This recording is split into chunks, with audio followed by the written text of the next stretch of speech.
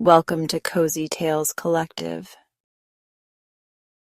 This is a place where I read you a sleepy bedtime story. Tonight I will be reading The Secret Garden by Frances Hodgson Burnett. Before we begin, subscribe to this channel for more bedtime stories. Also, press the like button to help this channel grow. Good night and enjoy. Chapter 4. Martha.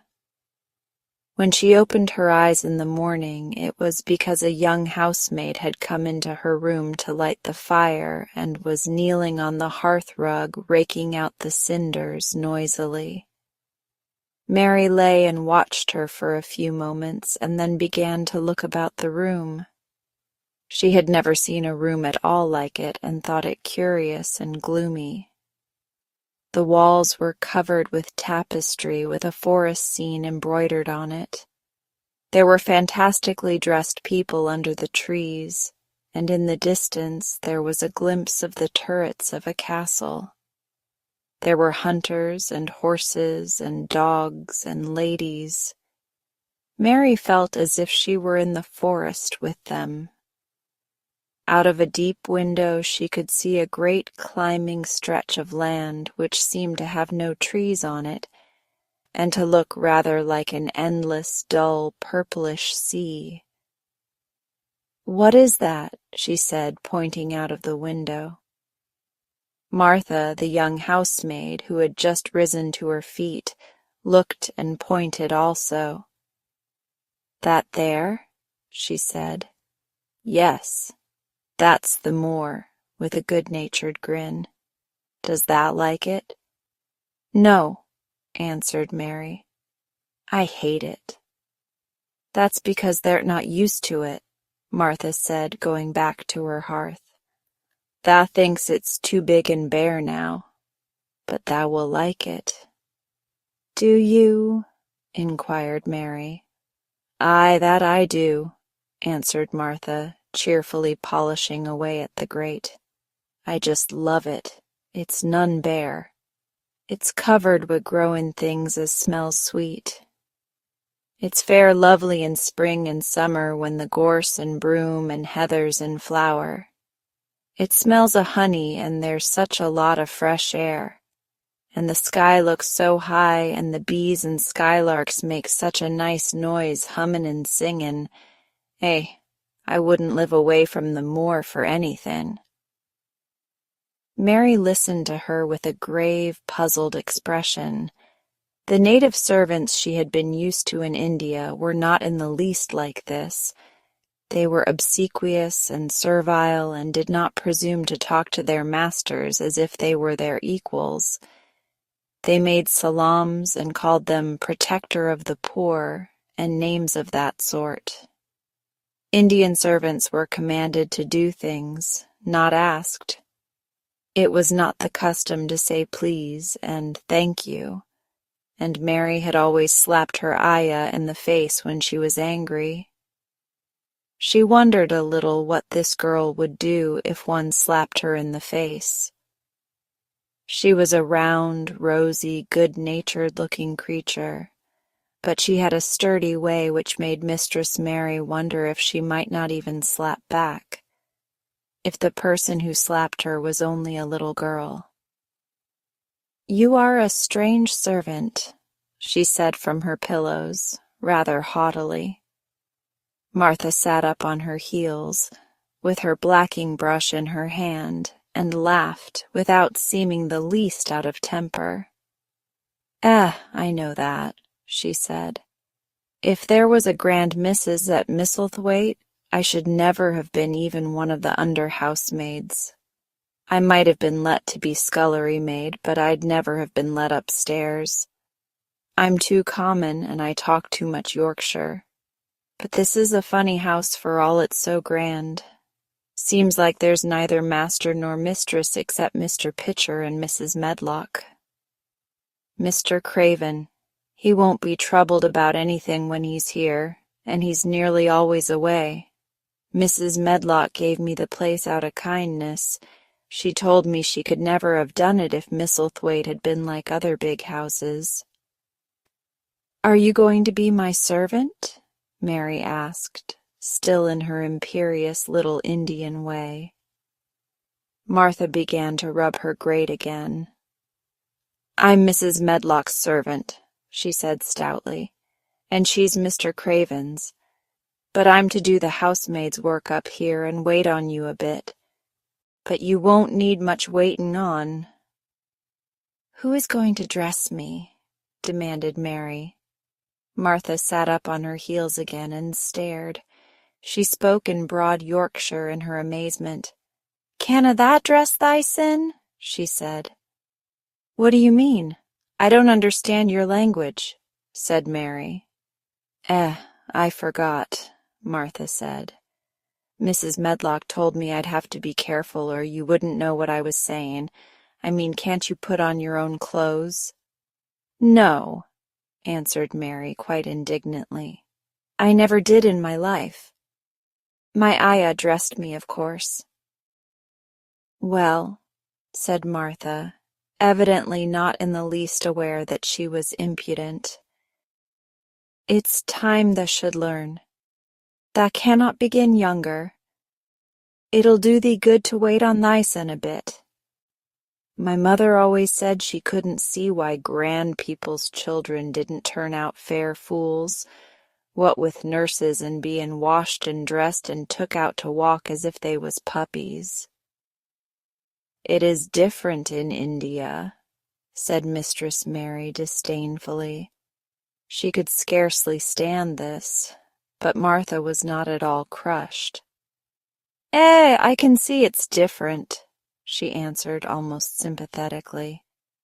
"I dare say it's because there's such a lot of blacks there instead of respectable white people. When I heard you was comin' from India, I thought you was a black too." Mary sat up in bed furious. "What?" she said. "What? You thought I was a native? You daughter of a pig?" Martha stared and looked hot. "Who are you calling names?" she said. "You needn't be so vexed. That's not the way for a young lady to talk. I've nothing against the blacks.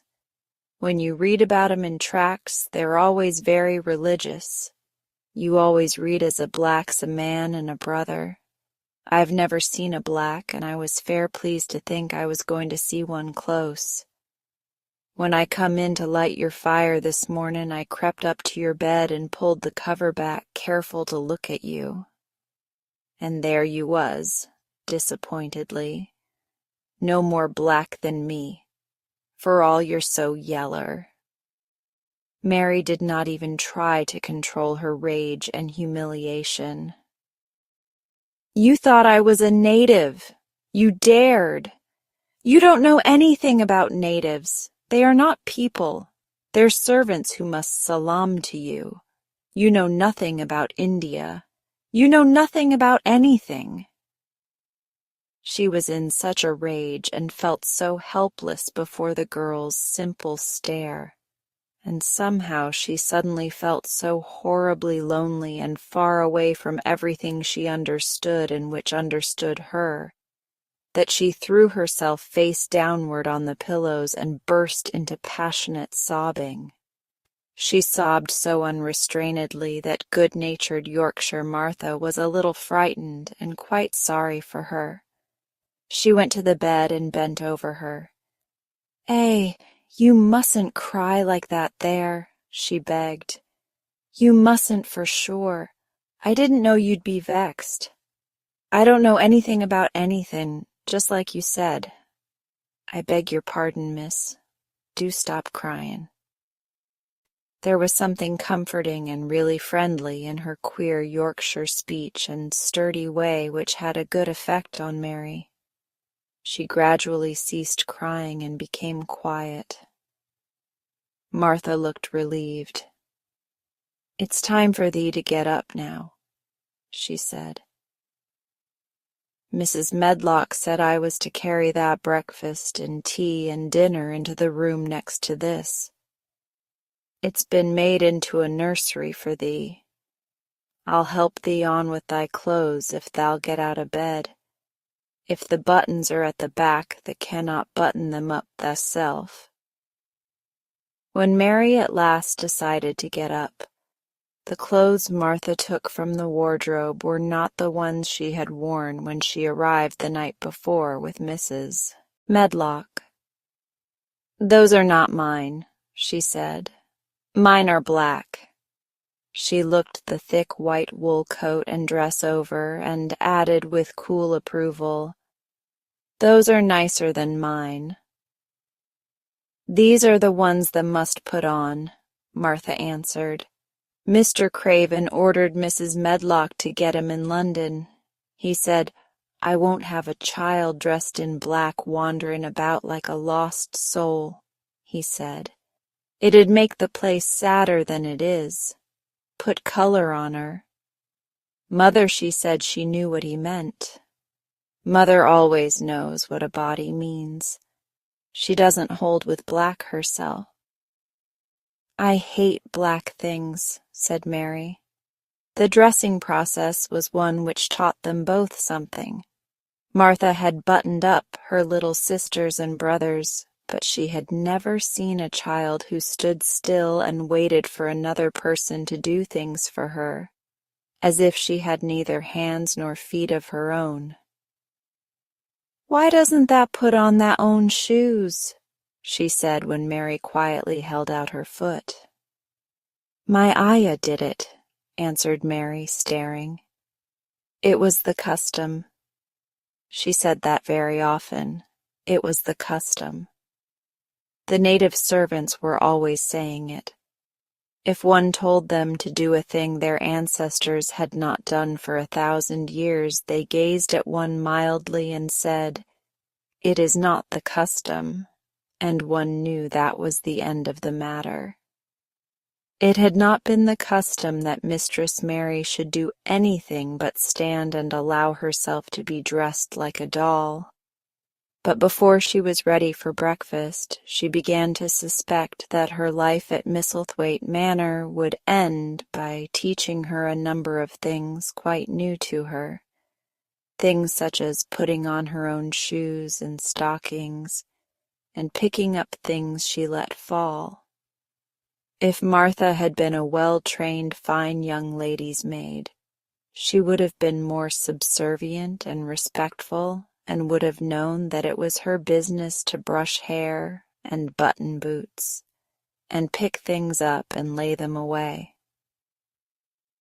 She was, however, only an untrained Yorkshire rustic, who had been brought up in a moorland cottage with a swarm of little brothers and sisters, who had never dreamed of doing anything but waiting on themselves and on the younger ones who were either babies in arms or just learning to totter about and tumble over things.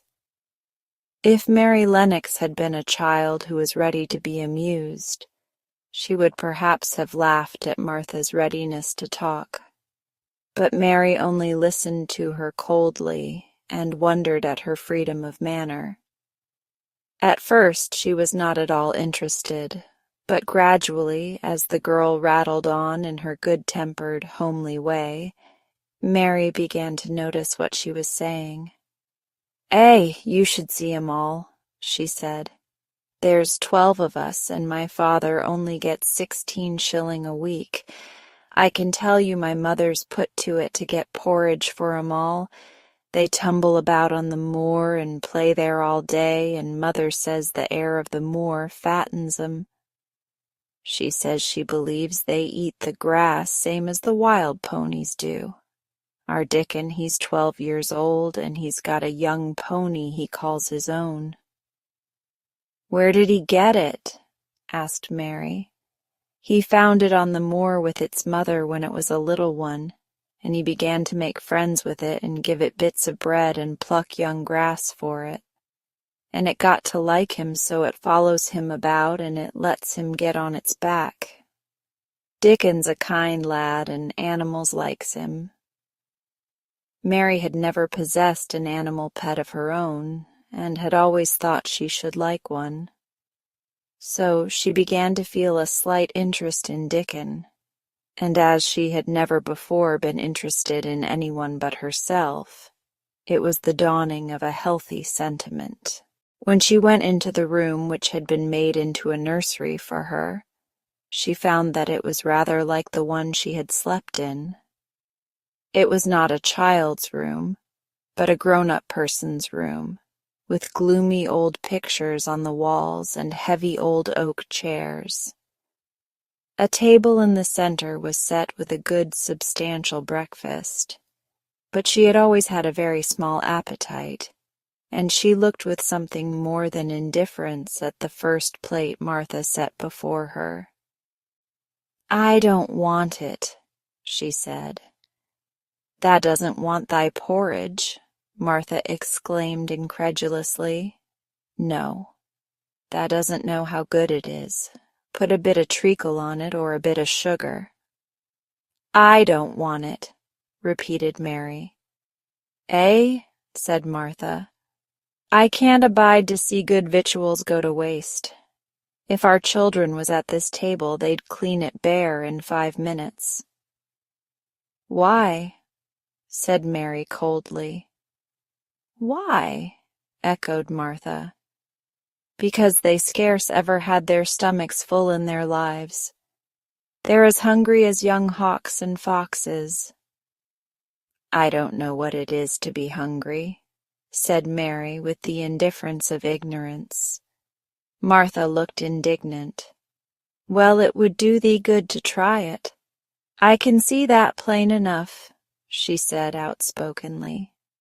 "I've no patience with folk as sits and just stares at good bread and meat. My word, don't I wish Dickon and Phil and Jane and the rest of 'em had what's here under their pinafores?" "Why don't you take it to them?" suggested Mary.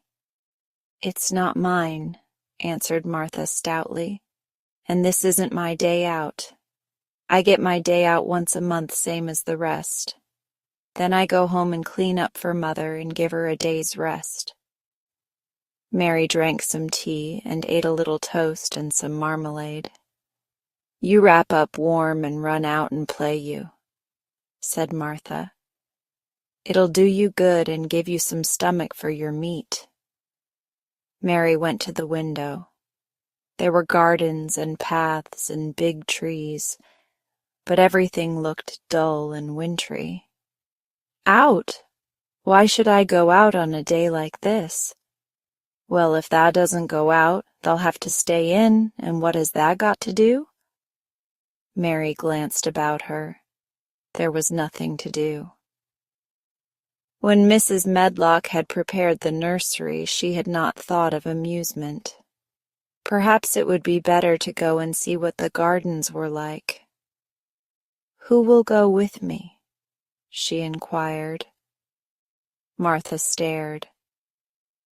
"You'll go by yourself," she answered. "You'll have to learn to play like other children does when they haven't got sisters and brothers. Our Dickon goes off on the moor by himself and plays for hours. That's how he made friends with the pony. He's got sheep on the moor that knows him, and birds as comes and eats out of his hand. However little there is to eat, he always saves a bit of his bread to coax his pets." It was really this mention of Dickon which made Mary decide to go out, though she was not aware of it. There would be birds outside, though there would not be ponies or sheep. They would be different from the birds in India, and it might amuse her to look at them. Martha found her coat and hat for her, and a pair of stout little boots, and she showed her way downstairs. "If that goes round that way, thou'll come to the gardens," she said, pointing to a gate in a wall of shrubbery. "There's lots of flowers in summer-time, but there's nothing bloomin' now." She seemed to hesitate a second before she added, "One of the gardens is locked up. No one has been in it for 10 years." "Why?" asked Mary in spite of herself. Here was another locked door added to the 100 in the strange house. Mr. Craven had it shut when his wife died so sudden. He won't let no one go inside. It was her garden. He locked the door and dug a hole and buried the key. There's Mrs. Medlock's bell ringing. I must run. After she was gone, Mary turned down the walk which led to the door in the shrubbery. She could not help thinking about the garden which no one had been into for 10 years. She wondered what it would look like and whether there were any flowers still alive in it. When she had passed through the shrubbery gate, she found herself in great gardens, with wide lawns and winding walks with clipped borders. There were trees and flower beds, and evergreens clipped into strange shapes, and a large pool with an old gray fountain in its midst. But the flower beds were bare and wintry, and the fountain was not playing. This was not the garden which was shut up. How could a garden be shut up? You could always walk into a garden.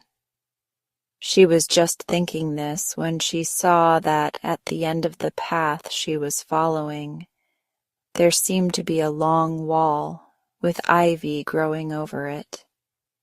She was not familiar enough with England to know that she was coming upon the kitchen gardens where the vegetables and fruit were growing. She went toward the wall and found that there was a green door in the ivy and that it stood open. This was not the closed garden, evidently, and she could go into it. She went through the door and found that it was a garden with walls all round it, and that it was only one of several walled gardens which seemed to open into one another. She saw another open green door, revealing bushes and pathways between beds containing winter vegetables. Fruit trees were trained flat against the wall, and over some of the beds there were glass frames. The place was bare and ugly enough, Mary thought, as she stood and stared about her. It might be nicer in summer when things were green, but there was nothing pretty about it now. Presently an old man with a spade over his shoulder walked through the door leading from the second garden. He looked startled when he saw Mary, and then touched his cap. He had a surly old face and did not seem at all pleased to see her. But then she was displeased with his garden and wore her quite contrary expression, and certainly did not seem at all pleased to see him. "What is this place?" she asked. "One of the kitchen gardens," he answered. "What is that?" said Mary, pointing through the other green door. "Another of 'em," shortly. "There's another on t'other side of the wall, and there's the orchard t'other side of that." "Can I go in them?" asked Mary. "If thou likes, but there's nowt to see." Mary made no response. She went down the path and through the second green door. There she found more walls and winter vegetables and glass frames. But in the second wall there was another green door, and it was not open. Perhaps it led into the garden, which no one had seen for 10 years. As she was not at all a timid child and always did what she wanted to do, Mary went to the green door and turned the handle. She hoped the door would not open because she wanted to be sure she had found the mysterious garden. But it did open quite easily, and she walked through it and found herself in an orchard. There were walls all round it also, and trees trained against them, and there were bare fruit trees growing in the winter-browned grass. But there was no green door to be seen anywhere. Mary looked for it, and yet when she had entered the upper end of the garden, She had noticed that the wall did not seem to end with the orchard, but to extend beyond it, as if it enclosed a place at the other side. She could see the tops of trees above the wall, and when she stood still she saw a bird with a bright red breast sitting on the topmost branch of one of them, and suddenly he burst into his winter song, almost as if he had caught sight of her and was calling to her. She stopped and listened to him, and somehow his cheerful, friendly little whistle gave her a pleased feeling. Even a disagreeable little girl may be lonely, and the big closed house and big bare moor and big bare gardens had made this one feel as if there was no one left in the world but herself. If she had been an affectionate child, who had been used to being loved, she would have broken her heart. But even though she was Mistress Mary quite contrary, she was desolate, and the bright-breasted little bird brought a look into her sour little face, which was almost a smile. She listened to him until he flew away. He was not like an Indian bird, and she liked him, and wondered if she should ever see him again. Perhaps he lived in the mysterious garden and knew all about it. Perhaps it was because she had nothing whatever to do that she thought so much of the deserted garden. She was curious about it and wanted to see what it was like. Why had Mr. Archibald Craven buried the key? If he had liked his wife so much, why did he hate her garden? She wondered if she should ever see him, but she knew that if she did, she should not like him, and he would not like her, and that she should only stand and stare at him and say nothing, though she should be wanting dreadfully to ask him why he had done such a queer thing. People never like me, and I never like people, she thought, and I never can talk as the Crawford children could. They were always talking and laughing and making noises. She thought of the robin and of the way he seemed to sing his song at her, and as she remembered the tree-top he perched on, she stopped rather suddenly on the path. I believe that tree was in the secret garden. I feel sure it was, she said. There was a wall round the place, and there was no door. She walked back into the first kitchen garden she had entered and found the old man digging there. She went and stood beside him and watched him a few moments in her cold little way. He took no notice of her, and so at last she spoke to him. "I have been into the other gardens," she said. "There was nothing to prevent thee," he answered crustily. "I went into the orchard." "There was no dog at the door to bite thee," he answered. "There was no door there into the other garden," said Mary. "What garden?" he said in a rough voice, stopping his digging for a moment. "The one on the other side of the wall," answered Mistress Mary. "There are trees there. I saw the tops of them. A bird with a red breast was sitting on one of them, and he sang." To her surprise, the surly old weather-beaten face actually changed its expression. A slow smile spread over it, and the gardener looked quite different. It made her think that it was curious how much nicer a person looked when he smiled. She had not thought of it before. He turned about to the orchard side of his garden and began to whistle. A low, soft whistle. She could not understand how such a surly man could make such a coaxing sound. Almost the next moment, a wonderful thing happened. She heard a soft little rushing flight through the air, and it was the bird with the red breast flying to them, and he actually alighted on the big clod of earth quite near to the gardener's foot. "Here he is," chuckled the old man, and then he spoke to the bird as if he were speaking to a child. "Where has thou been, thou cheeky little beggar?" he said. "I've not seen thee before today. Has thou begun thy courtin' this early in the season? Thou'rt too for'ard." The bird put his tiny head on one side and looked up at him with his soft, bright eye, which was like a black dewdrop. He seemed quite familiar and not the least afraid. He hopped about and pecked the earth briskly, looking for seeds and insects. It actually gave Mary a queer feeling in her heart, because he was so pretty and cheerful and seemed so like a person. He had a tiny plump body and a delicate beak and slender delicate legs. "Will he always come when you call him?" she asked almost in a whisper. "Aye, that he will. I've knowed him ever since he was a fledgling. He come out of the nest in the other garden, and when first he flew over the wall he was too weak to fly back for a few days, and we got friendly. When he went over the wall again, the rest of the brood was gone, and he was lonely, and he come back to me." "What kind of a bird is he?"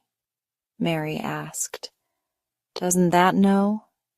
"He's a robin redbreast, and they're the friendliest, curiousest birds alive. They're almost as friendly as dogs, if you know how to get on with them. Watch him pecking about there and looking round at us now and again. He knows we're talking about him." It was the queerest thing in the world to see the old fellow. He looked at the plump little scarlet waistcoated bird as if he were both proud and fond of him. "He's a conceited one," he chuckled.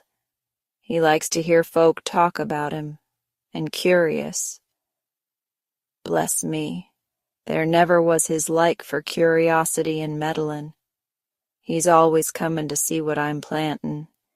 He knows all the things Mester Craven never troubles his soul to find out. He's the head gardener, he is." The robin hopped about busily pecking the soil, and now and then stopped and looked at them a little. Mary thought his black dewdrop eyes gazed at her with great curiosity. It really seemed as if he were finding out all about her. The queer feeling in her heart increased. "Where did the rest of the brood fly to?" she asked. "There's no knowin'. The old ones turn 'em out of their nest and make 'em fly, and they're scattered before you know it. This one was a knowin' one, and he knew he was lonely." Mistress Mary went a step nearer to the robin and looked at him very hard. "I'm lonely," she said. She had not known before that this was one of the things which made her feel sour and cross. She seemed to find it out when the robin looked at her and she looked at the robin.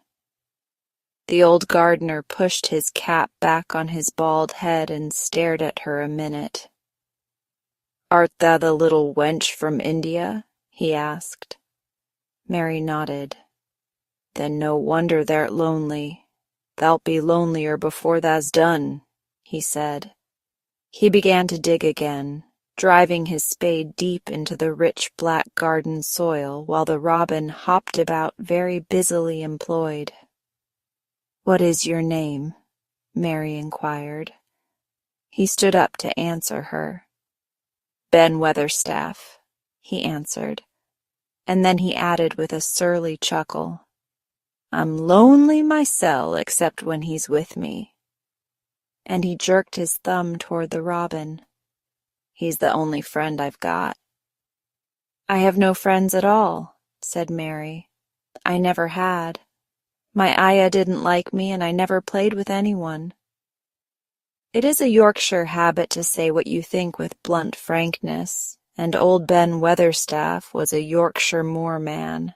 "Tha and me are a good bit alike," he said. "We was wove out of the same cloth. We're neither of us good-lookin', and we're both of us as sour as we look. We've got the same nasty tempers, both of us, I'll warrant." This was plain speaking, and Mary Lennox had never heard the truth about herself in her life. Native servants always salaamed and submitted to you, whatever you did. She had never thought much about her looks, but she wondered if she was as unattractive as Ben Weatherstaff, and she also wondered if she looked as sour as he had looked before the robin came. She actually began to wonder also if she was nasty-tempered. She felt uncomfortable. Suddenly a clear rippling little sound broke out near her, and she turned round. She was standing a few feet from a young apple tree, and the robin had flown on to one of its branches and had burst out into a scrap of a song. Ben Weatherstaff laughed outright.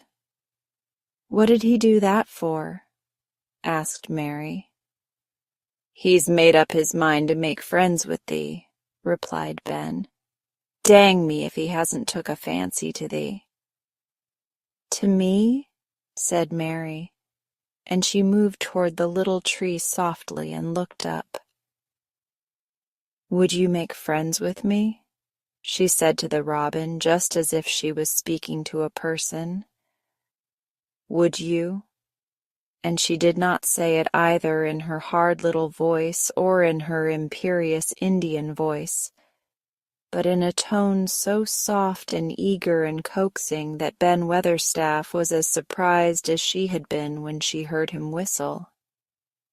"Why," he cried out, "thou said that as nice and human as if thou was a real child instead of a sharp old woman. Thou said it almost like Dickon talks to his wild things on the moor." "Do you know Dickon?" Mary asked, turning round rather in a hurry. "Everybody knows him. Dickon's wanderin' about everywhere. The very blackberries and heather bells knows him. I warrant the foxes shows him where their cubs lies, and the skylarks doesn't hide their nests from him." Mary would have liked to ask some more questions.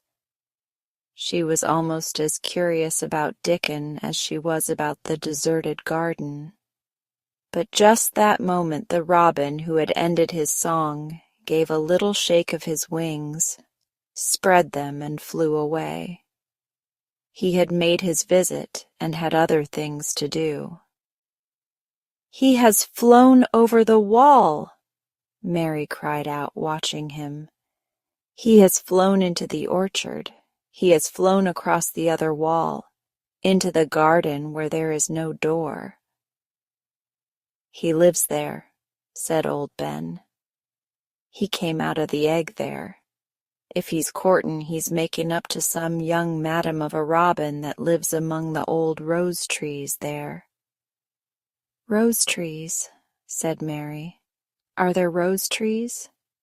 Ben Weatherstaff took up his spade again and began to dig. "There was 10 year ago," he mumbled. "I should like to see them," said Mary. "Where is the green door? There must be a door somewhere." Ben drove his spade deep and looked as uncompanionable as he had looked when she first saw him. "There was 10 year ago, but there isn't now," he said. "No door," cried Mary. "There must be." "None as anyone can find, and none as is anyone's business. Don't you be a meddlesome wench, and poke your nose where it's no cause to go. Here I must go on with my work. Get you gone and play you. I've no more time." And he actually stopped digging, threw his spade over his shoulder, and walked off, without even glancing at her or saying goodbye. Chapter 5. The Cry in the Corridor. At first, each day which passed by for Mary Lennox was exactly like the others. Every morning she awoke in her tapestried room and found Martha kneeling upon the hearth building her fire. Every morning she ate her breakfast in the nursery, which had nothing amusing in it. And after each breakfast she gazed out of the window across to the huge moor which seemed to spread out on all sides and climb up to the sky. And after she had stared for a while, she realized that if she did not go out, she would have to stay in and do nothing. And so she went out. She did not know that this was the best thing she could have done, and she did not know that when she began to walk quickly or even run along the paths and down the avenue, she was stirring her slow blood and making herself stronger by fighting with the wind which swept down from the moor. She ran only to make herself warm, and she hated the wind which rushed at her face and roared and held her back as if it were some giant she could not see. But the big breaths of rough, fresh air blown over the heather filled her lungs with something which was good for her whole thin body, and whipped some red color into her cheeks, and brightened her dull eyes when she did not know anything about it. But after a few days spent almost entirely out of doors, she wakened one morning knowing what it was to be hungry, and when she sat down to her breakfast, she did not glance disdainfully at her porridge and push it away, but took up her spoon and began to eat it, and went on eating it until her bowl was empty. "Tha got on well enough with that this morning, didn't tha?" said Martha. "It tastes nice today," said Mary, feeling a little surprised herself. "It's the air of the moor that's given thee stomach for thy victuals," answered Martha. "It's lucky for thee that thou's got victuals as well as appetite. There's been 12 in our cottage as had the stomach and nothing to put in it. You go on playing you out of doors every day and you'll get some flesh on your bones and you won't be so yeller." "I don't play," said Mary. "I have nothing to play with." "Nothing to play with!" exclaimed Martha. "Our children plays with sticks and stones. They just runs about and shouts and looks at things." Mary did not shout, but she looked at things. There was nothing else to do. She walked round and round the gardens and wandered about the paths in the park. Sometimes she looked for Ben Weatherstaff, but though several times she saw him at work, he was too busy to look at her or was too surly. Once, when she was walking toward him, he picked up his spade and turned away as if he did it on purpose. One place she went to oftener than to any other. It was the long walk outside the gardens with the walls round them. There were bare flower beds on either side of it, and against the walls ivy grew thickly. There was one part of the wall where the creeping dark green leaves were more bushy than elsewhere. It seemed as if for a long time that part had been neglected. The rest of it had been clipped and made to look neat, but at this lower end of the walk it had not been trimmed at all. A few days after she had talked to Ben Weatherstaff, Mary stopped to notice this and wondered why it was so. She had just paused and was looking up at a long spray of ivy swinging in the wind when she saw a gleam of scarlet and heard a brilliant chirp, and there, on the top of the wall, perched Ben Weatherstaff's robin redbreast, tilting forward to look at her with his small head on one side. "Oh!" she cried out. "Is it you? Is it you?" And it did not seem at all queer to her that she spoke to him as if she was sure that he would understand and answer her. He did answer. He twittered and chirped and hopped along the wall as if he were telling her all sorts of things.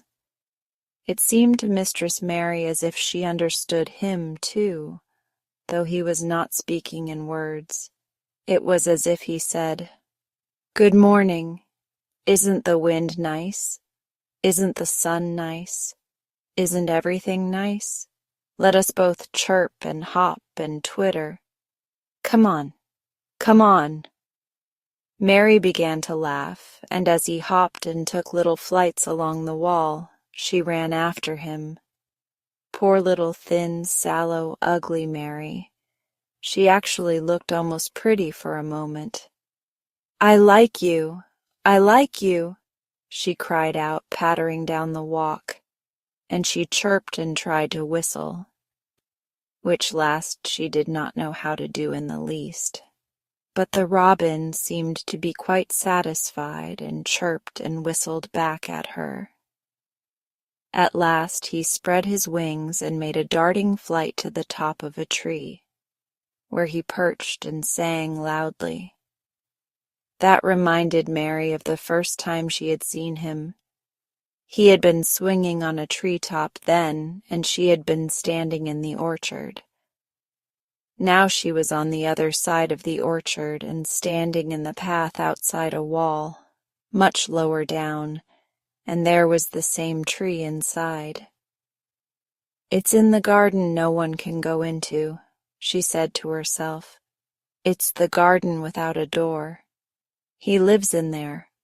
How I wish I could see what it is like." She ran up the walk to the green door she had entered the first morning. Then she ran down the path through the other door and then into the orchard, and when she stood and looked up, there was the tree on the other side of the wall, and there was the robin just finishing his song and beginning to preen his feathers with his beak. "It is the garden," she said. "I am sure it is." She walked round and looked closely at that side of the orchard wall, but she only found what she had found before, that there was no door in it. Then she ran through the kitchen gardens again and out into the walk outside the long ivy-covered wall, and she walked to the end of it and looked at it, but there was no door. And then she walked to the other end, looking again, but there was no door. "It's very queer," she said. "Ben Weatherstaff said there was no door, and there is no door. But there must have been one 10 years ago, because Mr. Craven buried the key." This gave her so much to think of that she began to be quite interested and feel that she was not sorry that she had come to Misselthwaite Manor. In India she had always felt hot and too languid to care much about anything. The fact was that the fresh wind from the moor had begun to blow the cobwebs out of her young brain and to waken her up a little. She stayed out of doors nearly all day, and when she sat down to her supper at night she felt hungry and drowsy and comfortable. She did not feel cross when Martha chattered away. She felt as if she rather liked to hear her, and at last she thought she would ask her a question. She asked it after she had finished her supper and had sat down on the hearth-rug before the fire. "Why did Mr. Craven hate the garden?" she said. She had made Martha stay with her, and Martha had not objected at all. She was very young, and used to a crowded cottage full of brothers and sisters, and she found it dull in the great servants' hall downstairs, where the footmen and upper housemaids made fun of her Yorkshire speech, and looked upon her as a common little thing, and sat and whispered among themselves. Martha liked to talk, and the strange child who had lived in India and been waited upon by blacks was novelty enough to attract her. She sat down on the hearth herself without waiting to be asked. "Art tha thinking about that garden yet?" she said. "I knew thou would. That was just the way with me when I first heard about it." "Why did he hate it?" Mary persisted. Martha tucked her feet under her and made herself quite comfortable. "Listen to the wind wuthering round the house," she said. "You could bear stand up on the moor if you was out on it tonight." Mary did not know what wutherin' meant until she listened, and then she understood.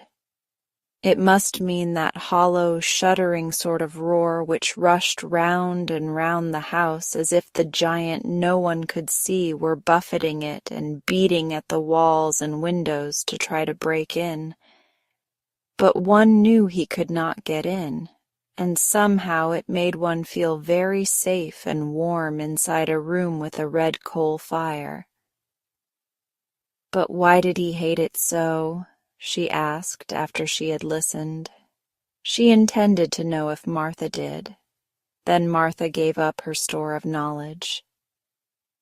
"Mind," she said, Mrs. Medlock said, "it's not to be talked about. There's lots of things in this place that's not to be talked over.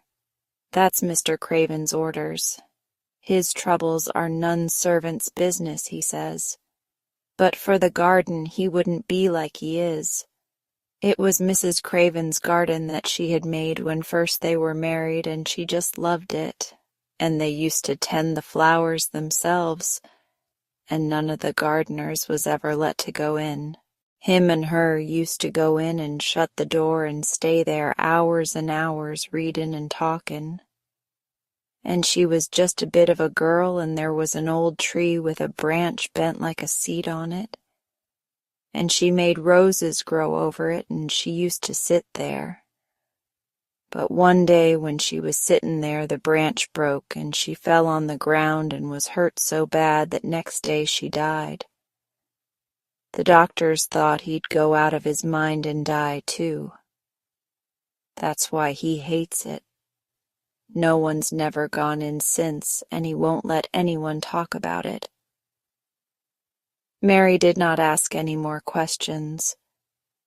She looked at the red fire and listened to the wind wutherin'. It seemed to be wutherin' louder than ever.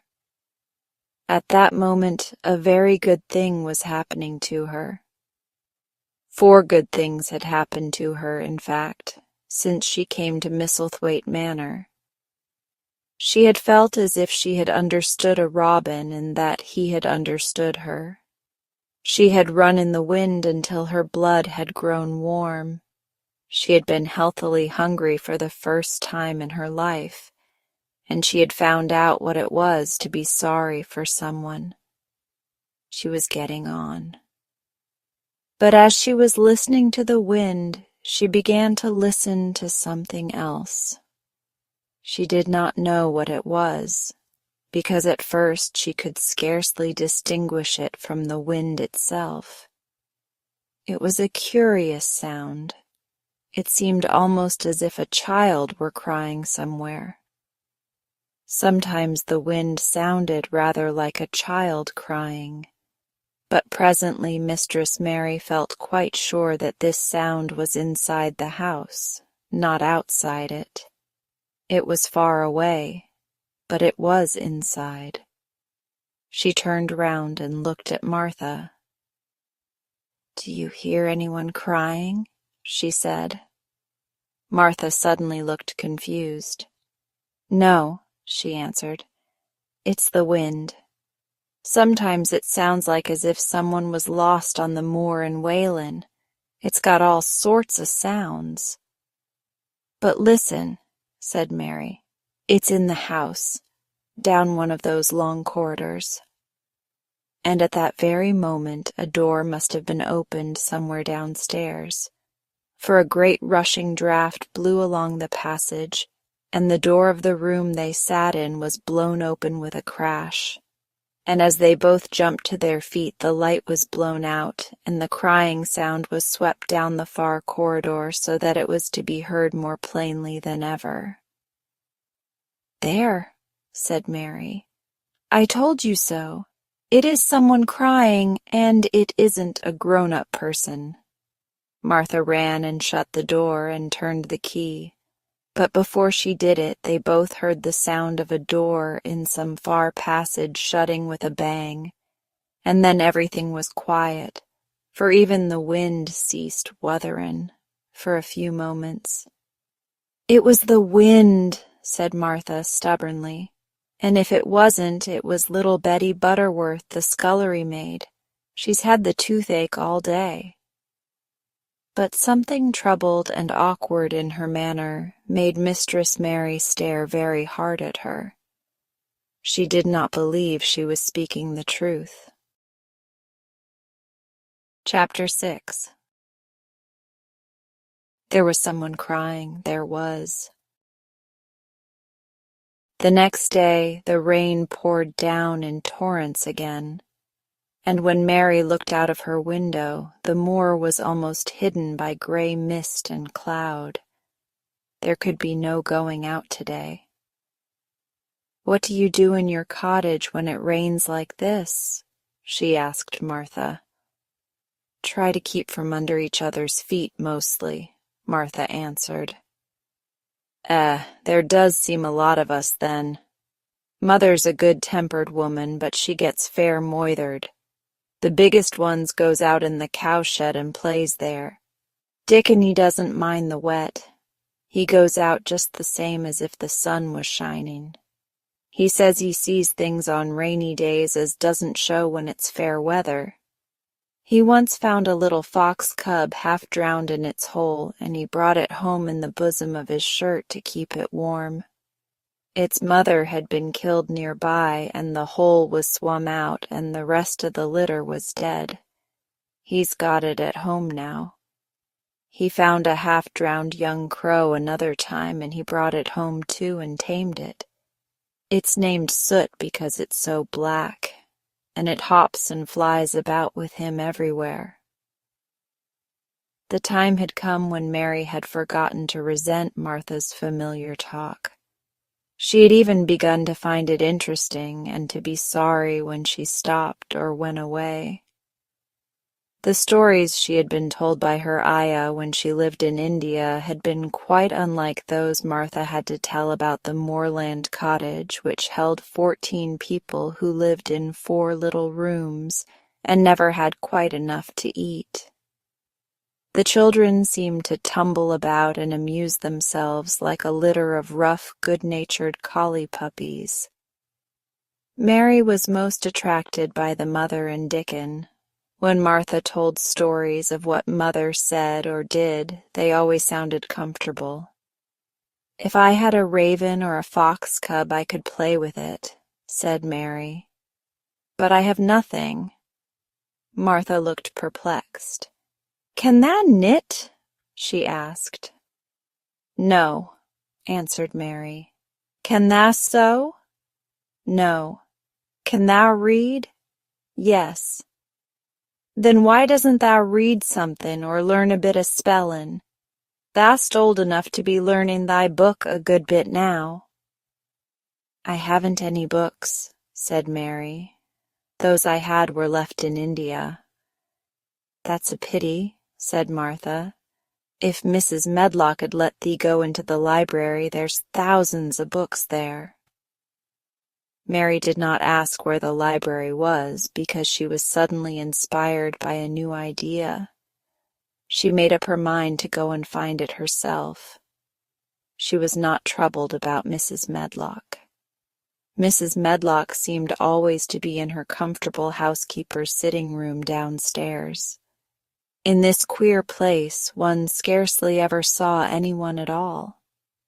In fact, there was no one to see but the servants, and when their master was away, they lived a luxurious life below stairs, where there was a huge kitchen hung about with shining brass and pewter, and a large servants' hall where there were 4 or 5 abundant meals eaten every day, and where a great deal of lively romping went on when Mrs. Medlock was out of the way.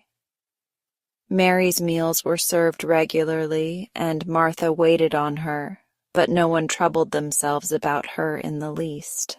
Mrs. Medlock came and looked at her every day or two, but no one inquired what she did or told her what to do. She supposed that perhaps this was the English way of treating children.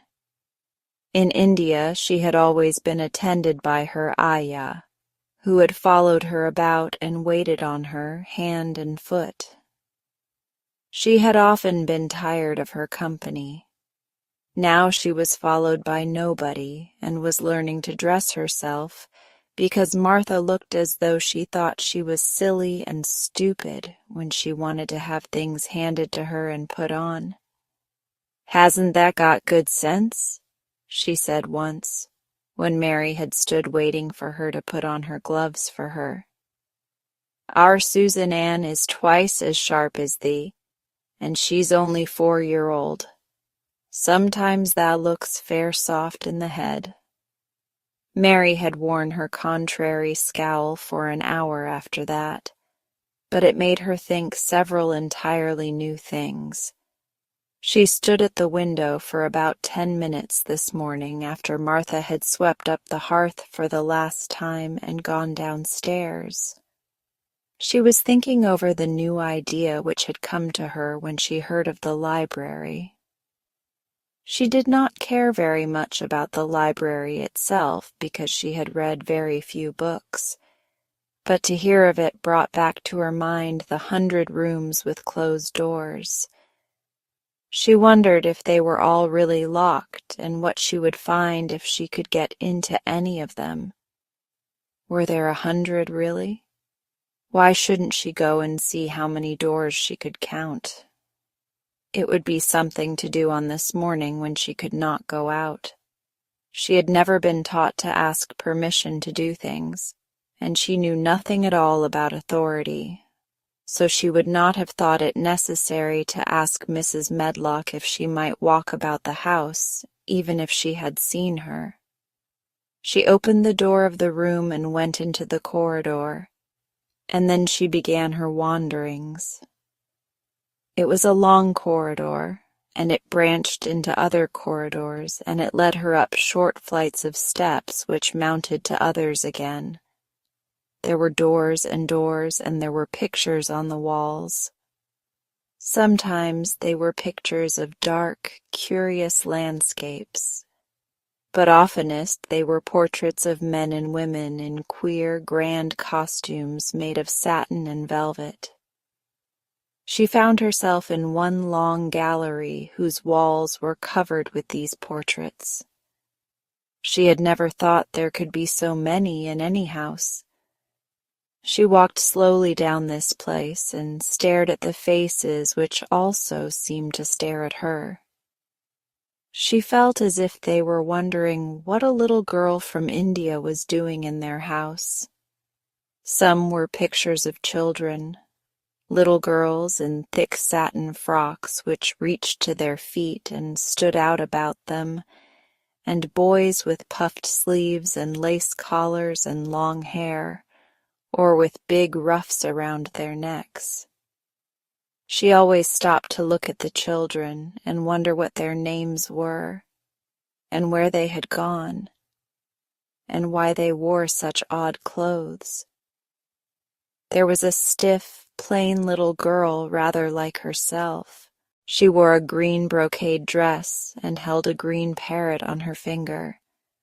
Her eyes had a sharp, curious look. "Where do you live now?" said Mary aloud to her. "I wish you were here." Surely no other little girl ever spent such a queer morning. It seemed as if there was no one in all the huge, rambling house but her own small self, wandering about upstairs and down, through narrow passages and wide ones, where it seemed to her that no one but herself had ever walked. Since so many rooms had been built, people must have lived in them, but it all seemed so empty that she could not quite believe it true. It was not until she climbed to the second floor that she thought of turning the handle of a door. All the doors were shut, as Mrs. Medlock had said they were, but at last she put her hand on the handle of one of them and turned it. She was almost frightened for a moment when she felt that it turned without difficulty, and that when she pushed upon the door itself, it slowly and heavily opened. It was a massive door, and opened into a big bedroom. There were embroidered hangings on the wall, and inlaid furniture such as she had seen in India stood about the room. A broad window with leaded panes looked out upon the moor, and over the mantel was another portrait of the stiff, plain little girl, who seemed to stare at her more curiously than ever.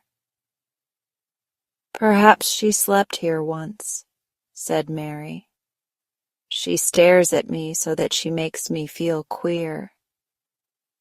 After that she opened more doors and more. She saw so many rooms that she became quite tired and began to think that there must be 100, though she had not counted them. In all of them there were old pictures or old tapestries with strange scenes worked on them. There were curious pieces of furniture and curious ornaments in nearly all of them. In one room, which looked like a lady's sitting room, the hangings were all embroidered velvet, and in a cabinet were about 100 little elephants made of ivory. They were of different sizes, and some had their mahouts or palanquins on their backs. Some were much bigger than the others, and some were so tiny that they seemed only babies. Mary had seen carved ivory in India, and she knew all about elephants. She opened the door of the cabinet and stood on a footstool and played with these for quite a long time. When she got tired, she set the elephants in order and shut the door of the cabinet. In all her wanderings through the long corridors and the empty rooms, she had seen nothing alive, but in this room she saw something.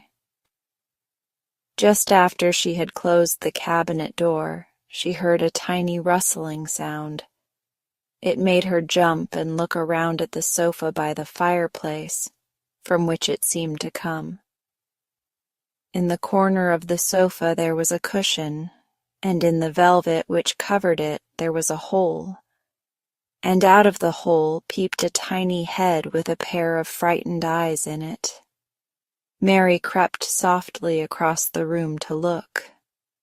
The bright eyes belonged to a little gray mouse, and the mouse had eaten a hole into the cushion and made a comfortable nest there. 6 baby mice were cuddled up asleep near her. If there was no one else alive in the 100 rooms, there were 7 mice who did not look lonely at all. "If they wouldn't be so frightened, I would take them back with me," said Mary. She had wandered about long enough to feel too tired to wander any farther, and she turned back. 2 or 3 times she lost her way by turning down the wrong corridor and was obliged to ramble up and down until she found the right one. But at last she reached her own floor again, though she was some distance from her own room and did not know exactly where she was. "I believe I have taken a wrong turning again," she said, standing still at what seemed the end of a short passage with tapestry on the wall. "I don't know which way to go. How still everything is." It was while she was standing here, and just after she had said this, that the stillness was broken by a sound. It was another cry, but not quite like the one she had heard last night. It was only a short one, a fretful, childish whine muffled by passing through walls. "It's nearer than it was," said Mary, her heart beating rather faster. "And it is crying." She put her hand accidentally upon the tapestry near her. and then sprang back, feeling quite startled. The tapestry was the covering of a door which fell open and showed her that there was another part of the corridor behind it, and Mrs. Medlock was coming up it with her bunch of keys in her hand and a very cross look on her face. "What are you doing here?" she said, and she took Mary by the arm and pulled her away. "What did I tell you?" "I turned round the wrong corner," explained Mary. "I didn't know which way to go, and I heard someone crying." She quite hated Mrs. Medlock at the moment, but she hated her more the next. "You didn't hear anything of the sort," said the housekeeper. "You come along back to your own nursery, or I'll box your ears." And she took her by the arm and half pushed, half pulled her up one passage and down another until she pushed her in at the door of her own room. "Now," she said, "you stay where you're told to stay, or you'll find yourself locked up. The master had better get you a governess, same as he said he would. You're one that needs someone to look sharp after you. I've got enough to do." She went out of the room and slammed the door after her, and Mary went and sat on the hearthrug, pale with rage. She did not cry, but ground her teeth. There was someone crying, there was, she said to herself.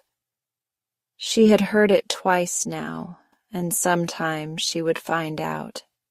She had found out a great deal this morning. She felt as if she had been on a long journey, and at any rate she had had something to amuse her all the time, and she had played with the ivory elephants and had seen the gray mouse and its babies in their nest in the velvet cushion.